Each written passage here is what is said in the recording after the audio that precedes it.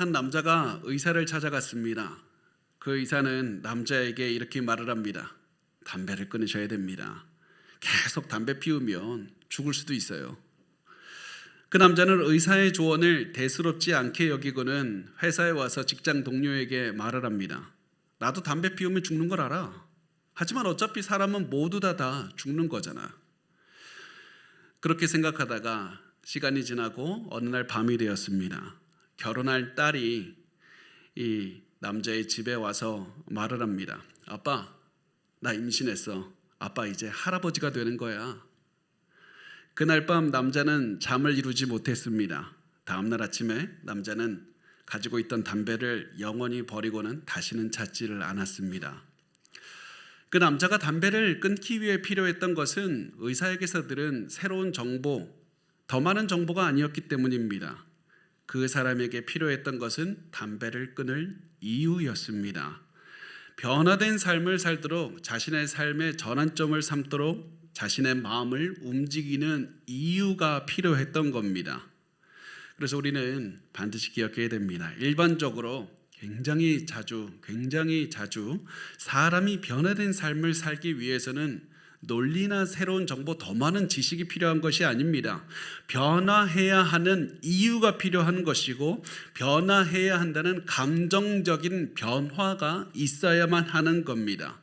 우리가 우리 인생을 변화시키고 싶다면 단순히 더 열심히 살려고 노력하는 것이 아니라 더 많은 정보를 수집하는 것이 아니라 변화해야 하는 이유를 찾는 겁니다. 내가 변화해야 되는 삶의 의미를 찾아야 되고 변화해야만 된다는 감정적인 이유를 찾아내야만 되는 겁니다. 다시 말해서 우리의 마음을 바꿀 수 있는, 마음을 움직일 수 있는 것을 찾아내야만 된다는 사실입니다. 그래야만 우리가 변할 수 있습니다. 변화는 그때 시작을 합니다. 그리고 저는 확신합니다. 이 자리에 있는 많은 분들도 변화할 이유를 찾고 계시다는 사실입니다. 예수님을 믿는 분들은 하나님을 예배하기 위해서 분명히 여기에 있습니다. 그러나 고난을 뚫고 나갈 이유도 예배를 통해서 찾고 있습니다. 단순히 논리적이고 합리적인 또 다른 이유가 아니라 고난 속에서도 일어나야 된다는 감정적인 이유를 찾고 있는 겁니다. 그래서 찬양을 통해서, 설교를 통해서, 기도를 통해서 다시 일어날 힘을 찾고 있습니다. 하나님께서 내 마음 만져주셔서 다시 일어나게 해주십시오. 마음의 변화를 원하는 갈망으로 가득 찬 마음으로 이 자리에 있지 않습니까? 또 다시 시작할 이유를 찾는 것은 예수를 믿지 않는 분들도 마찬가지입니다. 이 자리에 앉아 있다고 해서 다 예수를 믿는 것이 아닙니다. 교회에 온 예수님을 믿지 않는 분들도 이 자리에 계시는데 그분들은 마음속에서 이렇게 말하는 분들이 있습니다. 나도 예수 믿고 싶다고, 나도 삶의 변화를 이루고 싶다고, 나도 이제 그만 이렇게 살고 삶의 변화를 위해서 변화를 받고 내 가족을 변화시키고 싶다고, 그러니까 하나님 나를 변화시켜 주셔서 내가 하나님 믿고 다시 시작하게 해달라고, 하나님의 능력으로 나에게 열정을 주시고 다시 뜨겁게 하시고 사랑을 주시고 내 마음과 내 가정에 변할 수 있도록 내 인생을 바꿔달라고 불신자 분들 중에 많은 분들이 사실 이런 마음으로 이 자리에 있습니다. 우리가 이런 마음을 가지고 있다면 지금부터 해야 되는 것이 무엇인지 아십니까? 열심히 이유를 찾는 겁니다. 열심히 내 마음을 변화시킬 수 있는 이유, 삶의 의미를 적극적으로 찾아내는 겁니다. 예배의 장소에 와서 가만히 앉아 있다고 해서 다시 시작할 이유를 찾아지는 게 아닙니다. 다른 사람들이 찬양 부르는 것을 보고 목사가 설교하는 것을 아무 생각 없이 듣고 사람들이 기도하는 것을 보고 있는다고 해서 우리에게 삶의 변화가 일어나는 것이 절대 아니라는 사실입니다. 계속 여러분이 이런 자세로 뒷짐지고 그냥 남들이 하는 것을 보면서 하나님 내 인생도 한번 바꿔보라고 이렇게 있으면 우리는 지금까지 오랫동안 해온 이 변명을 반복할 겁니다. 나 그렇게 오랫동안 교회를 다녀봤는데 아무것도 변하지 않았어. 나 교회 그렇게 오랫동안 다녀봤는데 내 인생에 변한 것이 아무것도 없다는 그런 변명만 또다시 반복하면서 평생을 살아갈 겁니다. 여러분, 내 마음을 움직이는 것은 아무것도 없었다는 이 말을 언제까지 반복할 겁니까? 이제 우리의 삶에 변화가 되어야 됩니다. 이제부터 가만히 있지 말고 적극적으로 변화할 이유를 찾아내야만 됩니다. 적극적으로 하나님을 찬양하시고 적극적으로 말씀을 듣고 적극적으로 기도하셔야만 됩니다. 이렇게 적극적인 자세로 예배를 드리면 하나님께서 내가 원하는 답을 찾게 해주실 겁니다. 그리고 이런 자세는 예배가 끝난 후에도 지속이 되어야만 됩니다. 성도들과 함께 있을 때에도 내 마음을 변화시킬 이유를 적극적으로 찾아내야만 됩니다. 사람들에게 먼저 다가가서 사랑을 주십시오. 먼저 선한 말을 하시고 먼저 웃어주셔야만 됩니다. 어떤 분들은 이렇게 얘기를 합니다. 남들은 다 웃고 다 친한데 나 혼자만 혼자 있어. 왜 나 혼자만 사람들이 외면해? 이렇게 불평하는 말은 이제 버려야 됩니다. 교회 안에서 웃고 있는 사람들은 삶이 편하니까, 가만히 있어도 다른 사람들이 다 나를 좋아해 주니까 그래서 웃는 게 아닙니다. 그들은 가장 적극적으로 하나님을 믿고 더욱 예수님처럼 변할 의미를 적극적으로 찾고 있기 때문에 먼저 웃고 먼저 찾아가서 먼저 손을 내미는 겁니다. 하나님 안에서 이미 마음이 움직였고 더욱더 앞으로 나아갈 이유를 찾는 사람들이 교회에서 하는 일이 무엇인지 아십니까? 누구보다 최선을 다해서 예배드리고 도움이 필요한 사람들을 적극적으로 찾아 나서는 겁니다. 그러다가 자신의 도움을 필요로 하는 사람을 만나면 너무나도 기뻐합니다. 왜 기뻐하냐면 또다시 내가 변해야 되는 이유를 찾았기 때문에 그렇습니다. 내가 성장해야 될 이유, 내 감정을 만지고 내 생각을 만지고 내 이성을 만지는 이유를 찾은 겁니다. 이런 삶의 태도를 가지고 우리가 살아내야 된다는 사실입니다. 그래서 여러분, 특히 젊은 분들, 저도 정말 젊은데 저 정말 젊어요. 믿기 힘들지만 제가 이게 중학교 때 외모입니다. 근데 정말 우리가 젊으면 젊을수록 마음속에 있는 피해 의식과 패배 의식을 버리십시오. 정말 간절하게 부탁드립니다. 패배 의식과 피해 의식은 여러분의 이 생각을 좀먹는 겁니다. 아무것도 시작하지 못하게 합니다. 불평도 그만하시고 원망도 그만하십시오. 가만히 있으면서 왜 나는 변화되지 않지? 왜 내 인생만 힘들지? 남들 다 잘 살고 있는 것 같은데, 그렇게 하지 말고 더욱더 내 마음을 바꿀 수 있는 것들을 적극적으로 찾아내 보십시오. 어렸을 때 상처 때문에 힘들어 하시는 분들, 이제 그 상처를 버리시고 앞으로 나아가셔야만 됩니다. 분명히 어릴 때 받은 상처는 우리를 힘들게 합니다. 아프게 합니다. 그렇지만 성인이 지난 다음에도 20년, 30년, 40년, 50년 동안 여전히 어릴 적 상처 때문에 힘들다고 하는 것은 문제가 어릴 적 상처, 어릴 적 나를 힘들게 했던 부모, 어릴 적 나를 힘들게 했던 선생님이나 교우 관계가 아니라 나라는 것을 보여주는 겁니다. 내가 그 상처를 붙들고 살고 있기로 선택했기 때문입니다. 그래서 우리가 힘들어하는 겁니다. 이제 상처를 버리고 예배 속에서 또 성도들 간의 교제 안에서 적극적으로 내 삶을 변화시킬 그 이유를 찾아내야만 되는 겁니다. 어떻게 하면 하나님을 높일까? 어떻게 하면 성도들에게 하나님의 사랑을 실천하고 하나님과 더욱더 하나님께로 사람들이 이끌 수 있을까? 이런 마음으로 살아내는 겁니다. 이런 마음으로 살면 하나님께서 우리의 마음을 만져주실 겁니다. 하나님은 하나님 안에서 적극적으로 삶의 의미를 찾아내고 하나님 안에서 마음을 움직일 이유를 찾는 사람들의 마음을 움직여주시고 삶을 변화시켜 주시기 때문에 그렇습니다.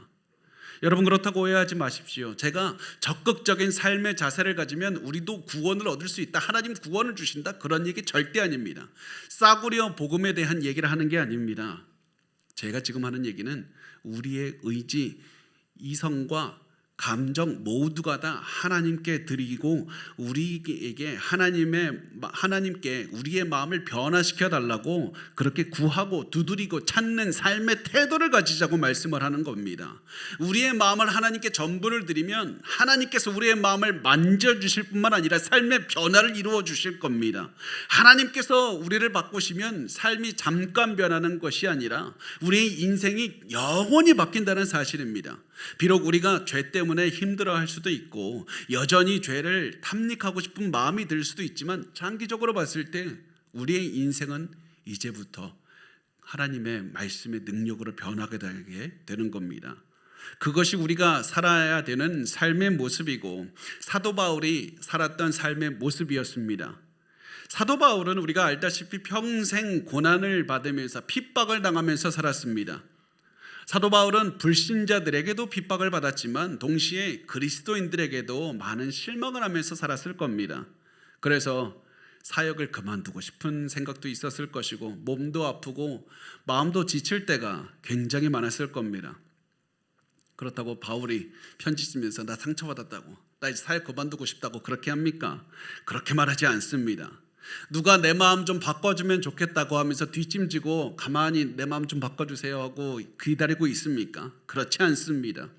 오히려 바울은 멈추지 않고 또다시 적극적으로 하나님을 찾고 적극적으로 하나님을 예배하고 성도들에게 먼저 다가가서 손을 내밀고 불신자들에게 최선을 다해서 복음을 전했다는 사실입니다. 그 이유가 무엇입니까?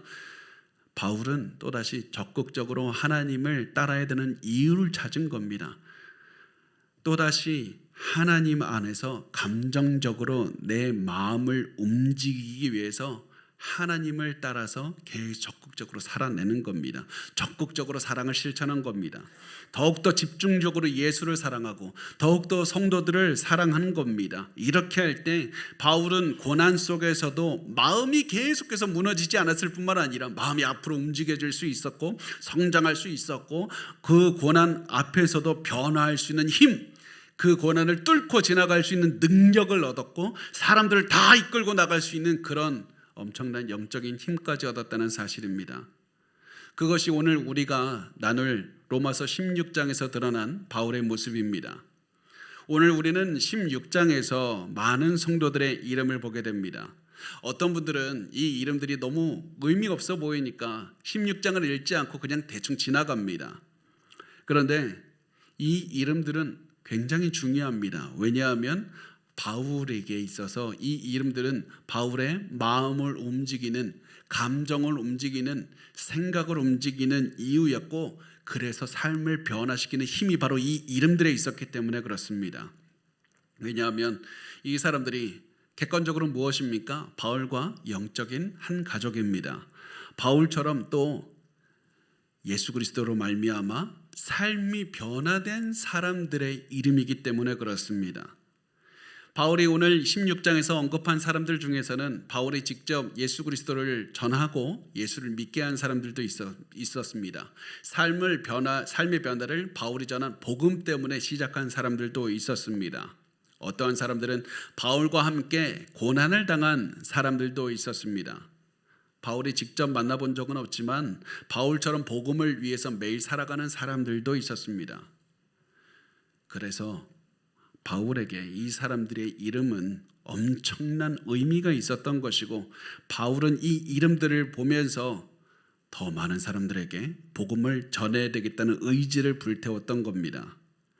이 로마서 16장에 있는 이름들을 하나씩 하나씩 기록하면서 나 자신을 포함한 모든 사람에게 새 생명을 주시고 변화된 마음을 갖게 하시고 변화된 삶을 살게 해주신 그 복음의 능력을 기억했던 것이고 그때 자신이 더욱더 복음을 전해야 된다는 그런 마음의 이유, 그 감정의 이유, 이성의 이유를 계속 찾을 수가 있었던 것이고 그래서 더욱더 앞으로 나아가겠다는, 더 많은 사람들에게 복음을 전하겠다는 결단을 할 수가 있었던 겁니다. 이것이 바로 성경이 바울을 통해서 우리에게 오늘 말씀하고 있는 겁니다. 성경은 바울이 이 이름들을 기록하게 하면서 우리에게 이 이름들을 반드시 보라고 말씀을 하는 겁니다. 우리는 이 사람들, 이 이름들을 가진 사람들이 어떠한 인생을 살았는지 우리 잘 모릅니다. 이 사람들에게 어떤 아픔이 있었고 어떤 고민을 했고 어떠한 아픔이 있었는지 우리는 모릅니다. 다만 이들에게 하나의 공통점이 있었는데 모두 예수 그리스도를 믿고 마음의 변화를 받아서 변화된 삶을 살았다는 겁니다.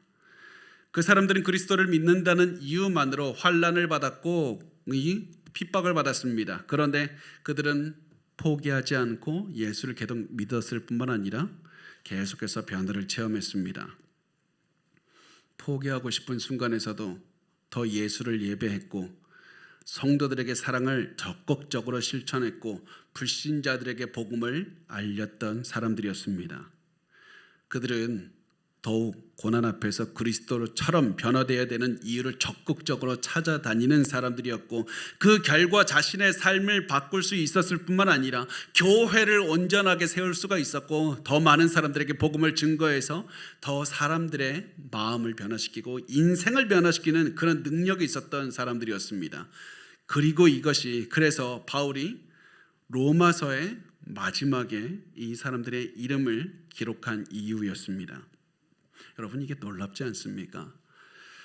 이 사람들의 이름이 로마서의 결론이기 때문에 놀라운 겁니다. 우리가 지금까지 나눈 로마서를 기억하면 로마서에서는 엄청난 교리의 설명을 했고 그 교리를 우리의 삶에 어떻게 적용해야 되는지 바울은 이야기를 해주었습니다. 자, 이제 마지막으로 할 때 로마서를 끝낼 때 바울은 어떻게 끝낼 수 있었겠습니까? 개인적인 간증을 할 수가 있었습니다. 내가 로마서 이 교리를 깨닫기 위해서 얼마나 공부를 열심히 하고 내가 사람들하고 토론도 하고 기도도 얼마나 열심히 했고 내가 많은 것들을 체험했는지를 아냐고 막 이러면서 나 대단한 사람이야? 나 정말 열심히 했어? 이런 얘기할 수 있었습니다. 아니면 이런 교리들을 이해하고 그리스도의 사랑을 실제로 실천한 위대한 사도들 베드로나 요한이 어떻게 살았는지 그 예를 들어서 보여줄 수도 있었습니다. 그런데 놀라운 점은 바울은 로마서의 결론을 평범한 사람들의 이름들로 가득 채웠다는 사실입니다. 왜 그렇게 했을까요? 그 이유는 로마서는 복음으로 인해서 마음이 변화되어 삶의 변화를 체험한 성도들에 관한 책이고 그런 성도들을 위한 책일 뿐만 아니라 그들을 더욱더 마음을 바꿔서 변화시키기 위한 책이기 때문에 그렇습니다. 고난이 가득한 삶을 살았지만 포기하지 않고 교회를 세웠고 그렇게 헌신했던 사람들을 위한 책이고 능력도 없고 세상 사람들이 알아주지도 않았지만 그리스도로 인해서 변화된 삶을 살았던 그 사람들을 위한 책이기 때문이고 그들을 더욱더 그리스도의 사랑으로 마음을 바꿔서 삶의 변화를 이끌어내기 위한 책일 뿐만 아니라 이 사람들처럼 변화되기를 위한 원하는 우리를 위한 책이기 때문에 그렇습니다. 로마 교회 성도들 이 사람들은 내가 온 세상을 바꿔야지 난 대단한 능력을 가졌으니까 온 세상을 바꿔야 되겠다는 거대한 능력과 위대한 목표를 가진 사람들이 아니었습니다. 이들이 한 것은 예수를 믿고 박해 앞에서도 굴복하지 않고 믿음을 지키면서 앞으로 한 걸음씩 한 걸음씩 나아간 사람들이었습니다. 이들은 고난 앞에서도 다른 사람들에게 복음을 증거하기 위해서 노력했고 교회 안에 있는 성도들을 포기하지 않고 적극적으로 사랑하며 이끌었던 사람들이었습니다. 그렇게 했더니 이들의 마음이 바로 하나님의 사랑의 안에서 살 이유, 변화될 이유, 믿음을 지킬 이유, 계속해서 두려움 없이 앞으로 나아갈 이유를 찾을 수가 있게 되었고 교회를 성숙하게 성장시킬 수 있는 힘을 갖게 해주셨고 그리고 이들을 통해서 로마 제국이 변해서 인류 역사가 바뀌게 되는 놀라운 기적이 일어났다는 사실입니다. 여러분 놀랍지 않습니까? 하나님께서 인류의 역사를 바꾸기 위해서 재벌을 사용하신 것이 아니라 로마의 황제를 사용하신 것이 아닙니다. 평범한 사람들의 땀과 피, 용기, 변화되는 삶을 통해서 교회를 세우셨고 역사를 바꾸셨다는 사실입니다. 평범한 사람들이 그리스도 안에서 삶의 의미를 찾고 더 많은 사람들에게 삶의 의미를 전하면서 변화된 삶을 우리가 그냥 살아냈더니 엄청난 변화가 일어났던 겁니다. 그 힘은 사람들의 능력에 있는 게 아니라 하나님의 능력에 있었기 때문에 그렇습니다. 어떤 분들은 이렇게 말을 합니다. 유명한 연예인, 유명한 기업인, 권력자가 기독교인이 되면 더 효과적으로 복음을 전할 수 있고 하나님의 영광을 더 잘 드러낼 수 있습니다. 그래서 우리 유명한 사람 전도하기 위해서 노력합시다. 권력자들 우리 더 전도하기 위해서 노력해서 그 권력자들을 앞세워서 기도하면 전도하면 됩니다. 그렇게 말하는 것은 충분히 이해합니다. 그러나 우리가 그 말에는 오해의 소지가 다분히 있습니다. 하나님께서는 소위 영향력 있는 사람들을 사용하실 수 있습니다. 그렇지만 그 사람들을 통해야 그들이 가지고 있는 영향력, 권력, 돈을 사용해야 하나님의 전도의 능력, 복음의 능력이 더 잘 드러나는 게 아닙니다. 그 사람이 돈이 많건 영향력이 대단하건 없건 거기에 상관없이 하나님은 하나님을 사랑하고 마음을 하나님께 드려서 삶의 변화가 일어나는 그런 사람을 사용하시는 겁니다. 그래서 하나님께서는 대단하고 능력이 있는 사람이 아니라 평범한 우리를 선택하신 것이 아닙니까? 하나님께서 여러분을 선택하신 이유는 여러분이 선택했으니까 사람들이 인정할 만큼 대단한 인물이 되라는 것이 아니라 여러분만으로 충분하기 때문에 여러분을 선택한 겁니다. 하나님이 원하시면 여러분을 더 유명하게 만드실 수도 있고 아닐 수도 있습니다. 그게 중요한 게 아닙니다. 중요한 것은 하나님께 사용받기 위해서 더 대단한 사람을 전도하고 내가 더 대단하게 되는 것이 아니라 평범한 로마 교회 성도들이 해왔던 것을 우리가 반복하면 되는 겁니다.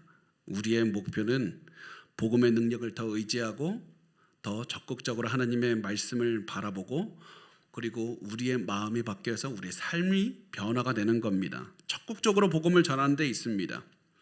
여러분의 능력은 유명해지고 더 큰 능력, 사회적인 능력을 갖는 게 있는 것이 아니라 더욱 그리스도의 능력을 품고 더 사랑하는 데 있습니다. 우리가 해야 되는 것은 세상의 능력을 보이면서 세상을 바꾸려고 하는 것이 아니라 적극적으로 하나님을 사랑하는 것이고 하나님이 원하는 사람이 되려고 노력하는 것이고 그래서 내 마음을 바꾸고 주변 사람들의 마음을 바꿔서 열심히 다른 사람들이 다시 시작할 수 있도록 도와주는 겁니다. 그러면 하나님께서 우리를 통해서 다른 사람들이 살아갈 이유도 알려주실 뿐만 아니라 그렇게 해서 한 사람 한 사람 모여서 세상을 바꿀 수 있는 힘이 생긴다는 사실입니다. 그것이 우리가 오늘 말씀을 보면서 기억해야 되는 말씀입니다. 오늘 우리 로마서 16장에서 하나님께서 세상을 바꾸는 데 사용하신 평범한 사람들이 누구인지 그 이름들을 하나씩 보려고 하는데 다 읽지는 않을 겁니다. 그런데 우리가 이름을 하나씩 보면서 이 사람들 누구인지 하나님께서 기억하기를 원하시는 사람들의 이름이 무엇인지 우리 같이 한번 보도록 하겠습니다. 하나님께서 사용하신 사람으로서 바울이 가장 먼저 베베라는 사람을 언급합니다. 로마서 16장 1절과 2절 우리 같이 읽겠습니다. 시작. 내가 겐그레아 교회의 일꾼으로 있는 우리 자매 베베를 너희에게 추천하노니 너희는 주 안에서 성도들의 합당한 예절로 그를 영접하고 무엇이든지 그에게 소용되는 바를 도와줄지니 이는 그가 여러 사람과 나의 보호자가 되었습니다. 아멘. 바울이 굉장히 길게 베베를 소개하는데 베베가 중요했던 이유는 로마서 이 편지를 로마 교회에 전달했던 사람이었기 때문입니다. 고대에는 개인의 우편물을 전해주는 우편 시스템이 없었습니다. 그렇기 때문에 중요한 편지를 전달하기 위해서는 믿을 만한 사람이 필요했고 바울은 로마서라는 대작을 전달하기 위해서 베베라는 한 여성을 선택했다는 사실입니다. 놀랍지 않습니까?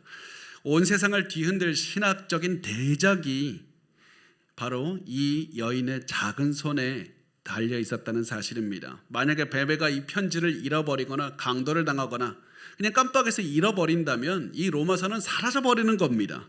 그럼에도 불구하고 사실 그런 사실을 다 알고 있었지만 바울은 베베에게 이 역할을 맡겼습니다. 어떻게 바울이 이런 베베에게 이런 위대한 역할을 맡길 수 있을 만큼 베베를 신뢰할 수 있었을까?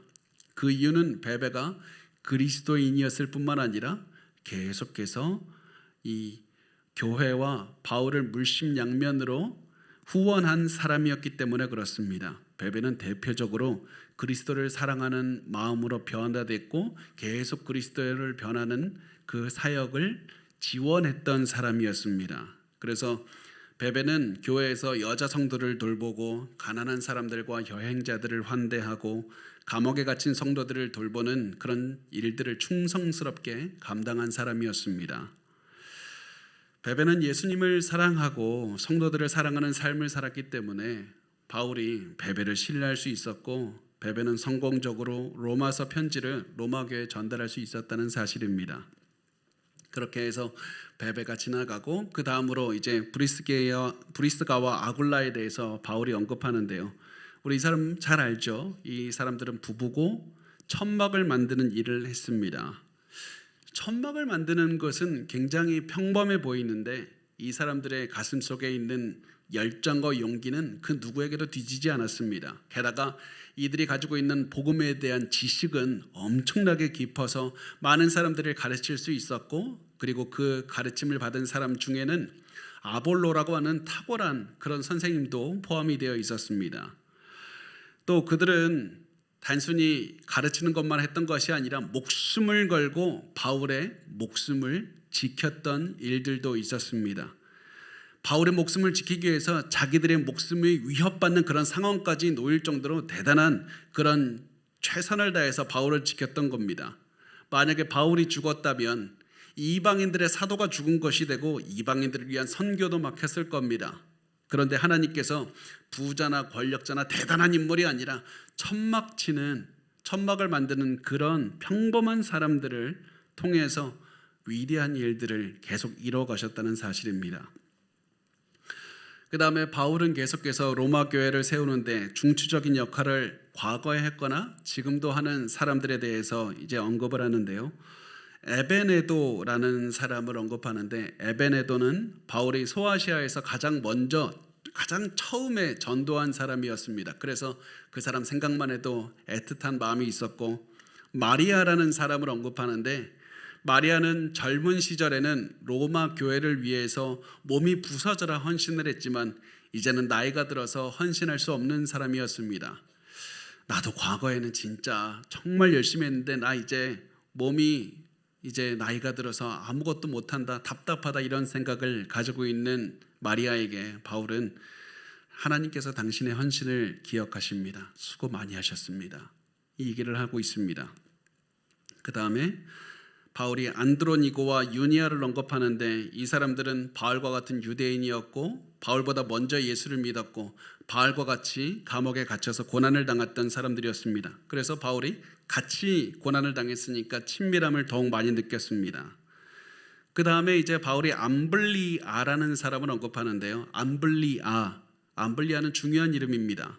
노예의 이름입니다. 귀족의 이름이 아니라 노예의 이름입니다.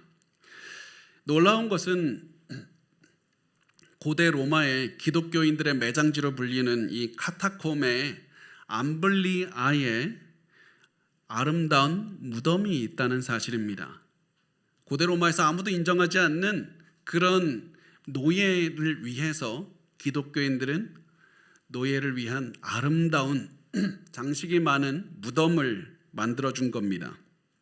세상에는 얼마나 내가 많은 사람들을 거느리고 있느냐가 중요하지만 교회 안에서는 내가 얼마나 많은 사람들을 섬기냐가 훨씬 중요하기 때문에 이 노예도 아주 아름다운 무덤을 세워준 겁니다. 계속해서 바울은 많은 이름들을 언급합니다. 우르바노, 수다고, 아벨레, 아리스토블로의 권속, 헤로디온, 나기수의 가족, 이 모든 사람들은 유대인들, 이방인, 귀족, 노예, 고난을 받은 사람들, 여러 다양한 종류의 사람들이었고 우리는 이들에 대해서 아는 것이 거의 없습니다. 그 다음에 두르베나와 두르보사는 쌍둥이 노예였을 가능성이 높고 이들은 이 여성들, 자매들이었을 겁니다. 이들의 이름은 우아하다는 그런 의미를 가지고 있지만은 주님을 위해서 쓰러질 때까지 일한 여성들이었습니다. 그리고 이제 버시가 나오는데요. 버시는 아마 페르시아 출신의 여인이었을 것이라고 생각을 합니다. 이 사람도 한때 열심히 교회를 섬겼지만 이제는 나이가 들었습니다. 그래서 과거처럼 일할 수는 없지만 하나님께서는 버시의 과거의 한 일을 기억하시고 높이 평가하시는 겁니다. 그리고 난 다음에 바울이 루포와 그의 어머니를 이야기를 하는데요. 루포 여러분 혹시 들어보신 적이 있습니까?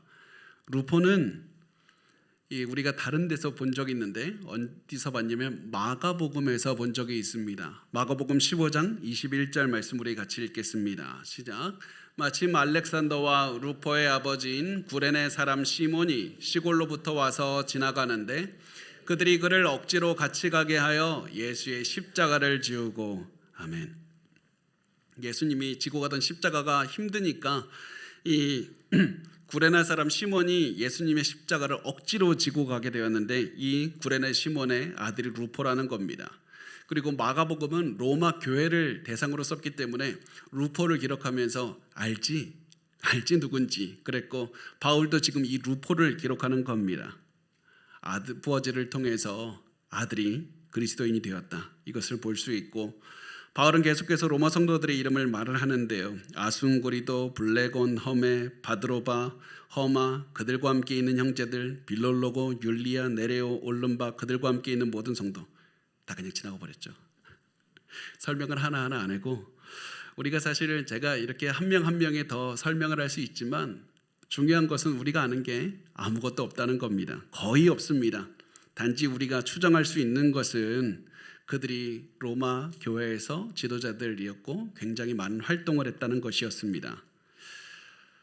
만약에 바울이 이 사람들에 대해서 자세하게 언급하기를 원했다면 분명히 그렇게 했을 겁니다. 그런데 바울은 그렇게 하지 않습니다. 왜냐하면 이들이 구체적으로 한 일이 중요한 것이 아니라 하나님께서는 이 이름 없는 사람들의 노력을 통해서 교회를 세우셨고 이 사람들의 인생을 통해서 다른 사람들을 변화시키셨다, 그 사실이 훨씬 중요하기 때문에 그렇습니다. 그리고 이것을 통해서 우리와 같이 이름 없는 사람들을 통해서 교회를 세우시고 세상을 바꾸시기를 원하기 때문에 그렇습니다.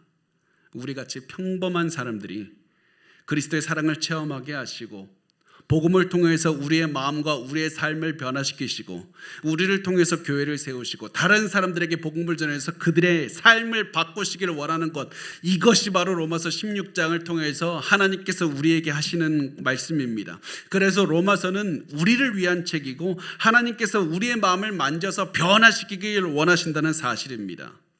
그렇다면 이제 우리가 해야 되는 것이 무엇입니까? 적극적으로 하나님을 살아가고 적극적으로 성도들을 사랑하는 것이고 적극적으로 로마 성도들처럼 복음을 전하는 겁니다. 고난 앞에서도 흔들리지 않고 적극적으로 매일 하나님의 뜻을 따라 살아내는 겁니다. 이렇게 하면 하나님께서 우리를 바꾸실 것이고 변화된 우리를 통해서 우리의 가정을 바꾸실 것이고 우리 지역을 바꾸실 것이고 세상을 바꾸실 겁니다. 우리가 해야 되는 것은 우리가 있는 그 자리에서 적극적으로 매일 하나님과 성도들을 사랑하면서 삶의 변화할 이유를 매일 받아내고 하나님이 주신 그 변화를 체험해서 매일 다른 사람들을 변화시키는 겁니다. 그렇게 해서 우리가 우리의 마음으로 변화되고 사람들을 사랑하면서 계속 하나님께로 이끌어야 되는데요. 이렇게 우리가 하나님의 뜻에 따라서 살아가는 것 우리 잘 알죠? 쉽지 않습니다. 특히 다른 사람들을 사랑하면서 적극적으로 사랑하면서 그들에게 사랑을 실천하는 것 결코 쉽지 않습니다. 저도 신학교에 가기 전에 하나님의 콜링을 받았을 때 제가 했던 기도가 이것이었습니다. 하나님, 제가 하나님은 사랑하겠는데 성도들은 못 사랑하겠어요. 제가 담임 목사를 하고 있습니다. 그런데 하나님의 그런 부르심을 받고 사실은 교회 성도들이 더욱더 사랑하는 거 쉽지 않을 때가 있습니다. 상처받을 때가 있습니다. 왜냐하면 어떤 성도들은 예수를 믿지만 아직 성숙하지 못해서 욕하면서 불법적인 일들도 막 할 것이고, 어떠한 사람은 내가 도덕적으로 우월해 이런 마음으로 다른 사람들을 계속 판단할 것이기 때문에 그렇습니다. 어떤 사람들마다 출신 지역이 다릅니다. 성별이 다릅니다. 살아온 문화가 다릅니다. 선호하는 예배 방식도 다릅니다. 우리가 그래서 어떤 사람에 대해서는 때론 좋은 감정이 들지만 어떤 사람은 저 사람 도저히 내 사랑 못하겠다고, 내가 너무 밉다고 하는 사람도 생길 겁니다. 이럴 때면 우리가 이 사실을 기억하시길 바랍니다. 우리가 이때 해야 되는 것은 마음의 변화입니다. 이해할 수 없는 사람까지도 사랑할 수 있는 마음의 변화가 있어야 됩니다. 마음의 변화를 해서 우리의 삶이 변해서 예수처럼 닮아가고 더 많은 사람들을 포용하도록 바뀌어야만 되는 겁니다. 그렇다면 마음을 바꾸기 위해서, 더 많은 사람들을 사랑하기 위해서 무엇을 해야 되는가? 우리 세 가지만 기억하시길 바랍니다. 첫 번째, 사람은 사람을 향한 감정 있지 않습니까? 그거 언제든지 변할 수 있다고 그 사실을 기억하십시오. 다른 사람에 대한 내 느낌은 언제든지 바뀔 수 있습니다. 갑자기 바뀔 수도 있습니다. 우리 교회 우리 같이 우리 호산나 교회를 섬기시는 많은 성도분들이 저에게 말씀을 해주셨습니다. 목사님은 권위주의적이지 않아서 좋습니다. 사실 그거 감사하죠. 근데 저도 목회를 해보니까 그런 말씀을 해주시는 분들이 언젠가 똑같은 이유로 목사님은 권위주의적이지 않아서 좋다고 하셨던 분들이 언젠가는 목사님이 권위주의적이지 않아서 마음에 안 든다고 그런 말씀들을 하는 것들도 봤습니다. 다른 사람에 대한 우리의 마음은 같은 이유라고 할지라도 언제든지 바뀔 수 있는 겁니다. 우리가 그 감정에 너무 얽매일 필요가 없습니다. 감정은 바뀌는 겁니다. 둘째, 그리스도의 사랑으로 우리가 한 가족이라는 사실을 인식해야 됩니다. 우리 피 한 방울 섞이지 않았지만 우리 그리스도를 믿는 영적으로 한 가족이 됩니다. 그 누구보다도 사랑하는 것이 당연한 한 가족이라는 것을 머리로 알고 있어야 됩니다. 그 다음 세 번째, 우리 가슴을 움직여야 되는데요. 예수 그리스도 안에서 다른 성도들을 사랑하기로 선택하십시오. 그것이 우리의 가슴을 움직이는 방법입니다. 로마서 16장 16절 우리 마지막으로 같이 읽겠습니다. 시작. 너희가 거룩하게 입맞추고 서로 문안하라. 그리스도의 모든 교회가 다 너희에게 문안하느니라. 아멘. 바울이 그리스도 안에서 다른 성도들을 사랑하는 것을 거룩한 입맞춤이라고 표현을 합니다. 거룩한 입맞춤이라고 해서 실제로 입을 맞추는 것이 아니라 볼을 갖다 대는 겁니다. 이렇게 하는 것은 초대교회 성도들이 우리는 하나라는 사실을 인식하는 방법이었고 그럼에도 불구하고 서로 사랑하겠다는 결단의 표현이었습니다. 우리 출신 계급이 다르고 성별이 다르고 우리 민족이 다르지만 모든 것을 넘어서서 나 그럼에도 불구하고 당신 사랑하겠다고, 당신을 위해서 적극적으로 내가 살아내겠다고, 우리 한 가족이니까 내가 예수 그리스도의 사랑을 당신을 위해 실천하겠다고 하는 그런 표현이, 결단을 표현하는 것이 거룩한 입맞춤이었습니다. 우리는 하나여야 된다는 다짐을 거룩한 입맞춤으로 표현한 겁니다. 그리고 우리에게 지금 필요한 것이 바로 이 결단입니다. 내 마음을 바꾸기 위해서, 변화된 삶을 살기 위해서, 내가 나 자신을 위해서 노력한다고 해서, 이기적으로 내가 산다고 해서 내 인생이 변화되지 않습니다. 하나님을 바라보고 성도들을 사랑하고 다른 사람들을 위해서 헌신할 때 내가 비로소 삶에 변화할 이유를 찾게 되고 그때 내 인생의 변화가 시작된다는 사실입니다. 비록 나 당신 아직 다 이해하지 못하지만 나 그래도 당신을 사랑하겠다고, 예수 그리스도의 마음으로 당신을 위해서 희생하겠다고 적극적으로 살아낼 때 하나님께서 우리의 마음에 변화할 그런 이유를 계속 찾게 해주시고 우리의 삶도 변화가 되는 겁니다. 그래서 우리 이렇게 결단하셨으면 좋겠습니다. 더욱더 예수 그리스도 안에서 변화될 이유를 찾게 해달라고 적극적으로 찾겠다고 결단하시고 적극적으로 사랑하겠다고 결단하시기 바랍니다. 그렇게 살 때 하나님께서 여러분의 마음과 생각을 바꿔주시고 여러분의 모든 삶도 바꿔주시리라고 확신합니다. 우리 하나님 안에서 적극적으로 하나님을 사랑하고 성도들을 사랑하는 그런 삶을 사셔서 변화된 삶의 마음을 가지시기를 바랍니다.